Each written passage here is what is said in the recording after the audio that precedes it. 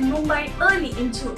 Yes, the rains followed. Farmers have relied on the arrival of this bird as a signal for sowing their paddy, as it is known to herald the monsoon in India. The monsoon lays out insects, larvae, crustaceans and fruits, aiding their breeding cycle.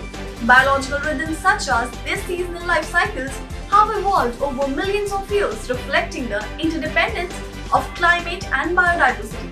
Since the bird has such a strong association with the monsoon, invaluable information around the climatic variations taking place in different parts of the world can be revealed by tracking its migratory route.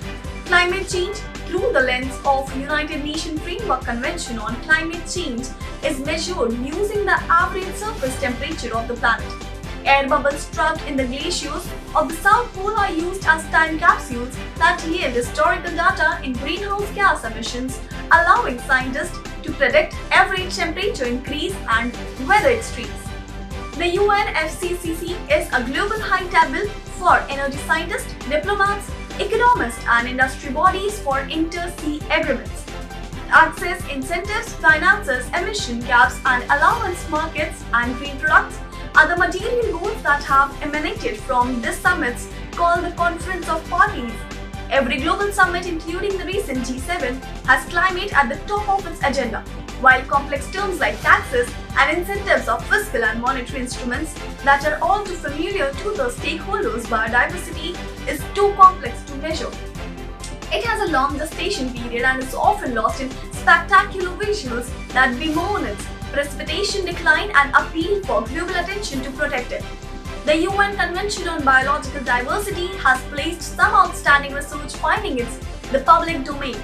The fact that this loss would soon manifest itself with a direct impact on gross domestic products, further leading to the phenomenal cost in restoration seems to have been lost on the global citizenry.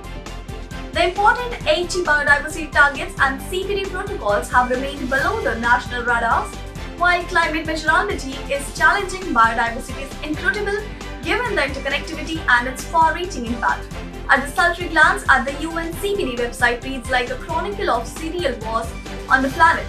1 million of the estimated 6 million species facing extinction, 75% of territorial and 66% of marine environment severely altered by human actions, 85% of wetlands lost, 47% reduction in natural ecosystem.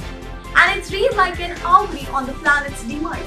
The outcome impaired ability on the planet to maintain atmospheric equilibrium, regulate greenhouse gases, provide fresh water, ensure security of our food sources, keep the seas and rivers in good health and so on. The pandemic is a stark reminder of how a starred web of the life can bedevil human lives despite all technological advancements.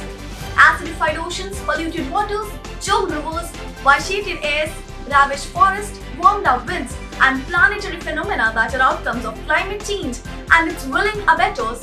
Fixing the climate and our broken nature therefore must proceed in an analogous way. There is an increased recognition that climate change and biodiversity loss are two parts of the same problem with calls for a concentrated strategy.